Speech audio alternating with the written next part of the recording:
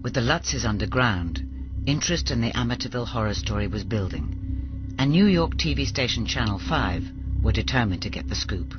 I got in touch with George Lutz and said, your family needs help, because they were clearly terrified.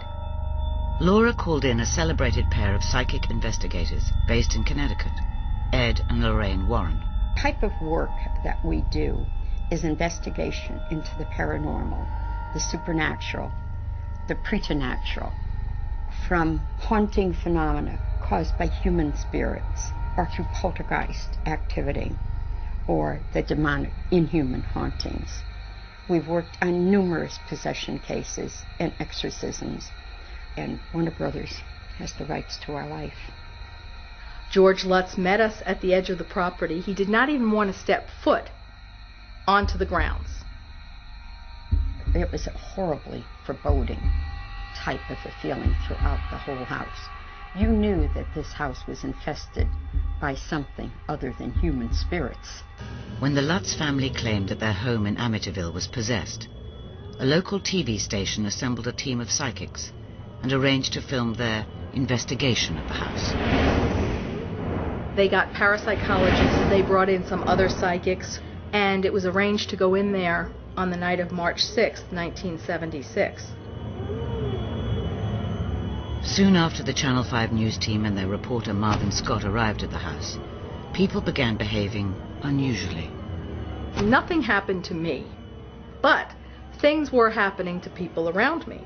The way people were affected was just crazy. First thing that happened, our cameraman, Steve, got to the landing on the second floor, and all of a sudden he bent over, clutching his chest. He had stabbing chest pains. The overwhelming impression was very sad. I had the impression of a teenager who had done something that had changed his life entirely, and he had committed something horrendous.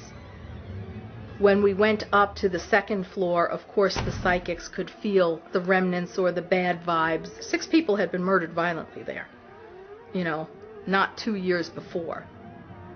There was a window above me, and I saw a face of a young girl looking out at me. Then I heard crying, weeping. So I said, look to the white light, walk towards it, and everybody you love is waiting for you. Lorraine, during the seance, said that she felt like there was some evil here that was from the bowels of the earth. It was not just the murdered spirits of the dead DeFeos. I could see bodies all lined up, all with white sheets over them. I got the impression of like hooded figures, like monks, right outside the door, closing the door well, looking in at me. I thought, uh-oh. I get to the top and I go into a room, and Marvin Scott said to me, what is it? What is it? I said to him, I hope this is as close to hell as I'll ever get. So I took the holy water and I opened it and I said, get thee behind me, Satan. And I went like that, and you could hear like water on a hot stove go, and then everything in the house stopped. After the seance was over, we proceeded downstairs. At that point, Ed had his crucifix and he was leading Lorraine. He stopped at one point, almost as if he was like thrown back by a gust of wind. And he later described it as being assailed by, I think, a legion of demons. It's like the rush of water against my chest, holding you back so powerfully. Again, as a reporter, I have to tell you, I did not see anything, I did not feel anything, other than the reaction of Ed, Lorraine, the other psychics, and the other people around me. At 2 in the morning, I remember Marvin Scott turning to me and saying, we don't have it. In other words, this was not The Exorcist for television.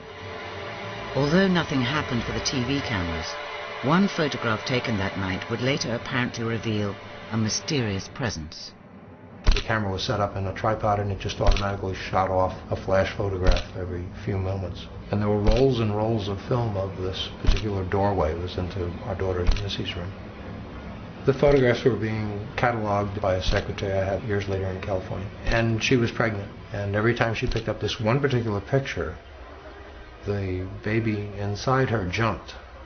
And lo and behold, on the second floor in the doorway of one room, there is the distinct figure of a little boy peering out from the doorway. There were no children in the house that night. So it's like, okay, where did this come from? And we called Missy and asked her, who was this? And she said, oh, that's the boy I used to play with there. First we had heard of that. The Lutzes never returned to 112 Ocean Avenue. The bank reclaimed the property, and their possessions were auctioned off.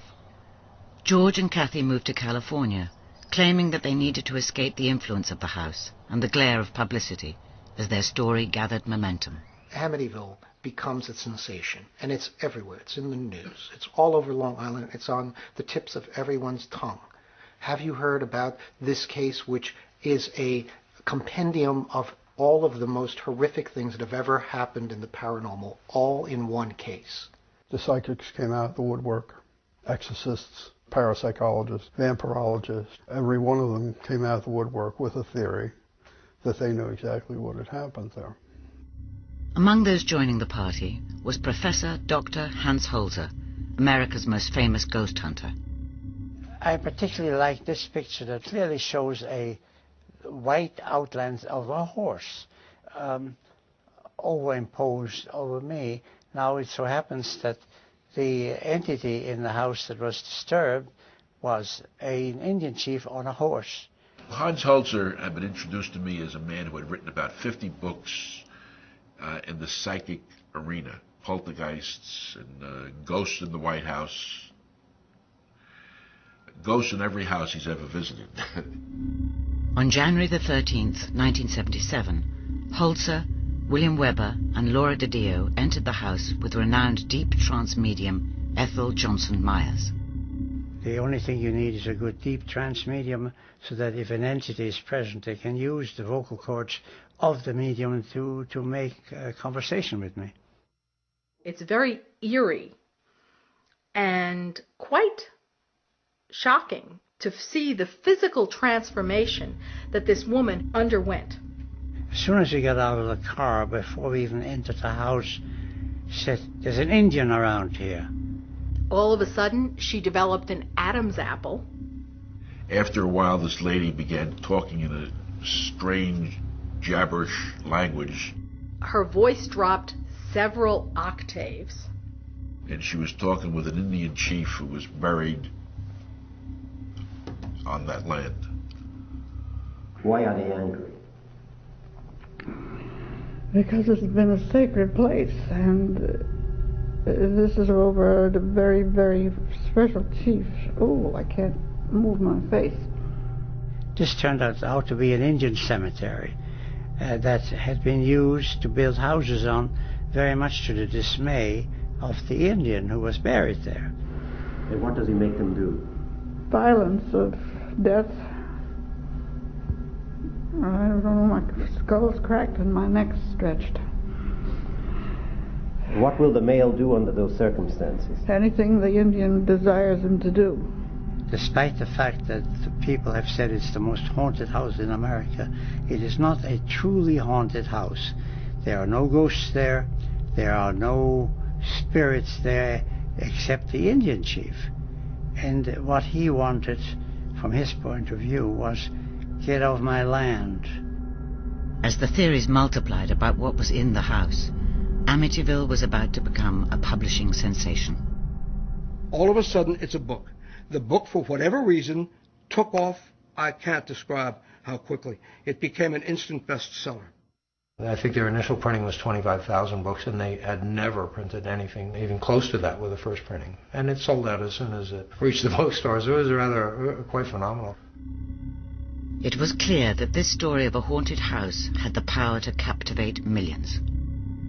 The idea that this actually happened to people makes those people closer, because if it's not out of somebody's imagination, then it's real and could really happen to them.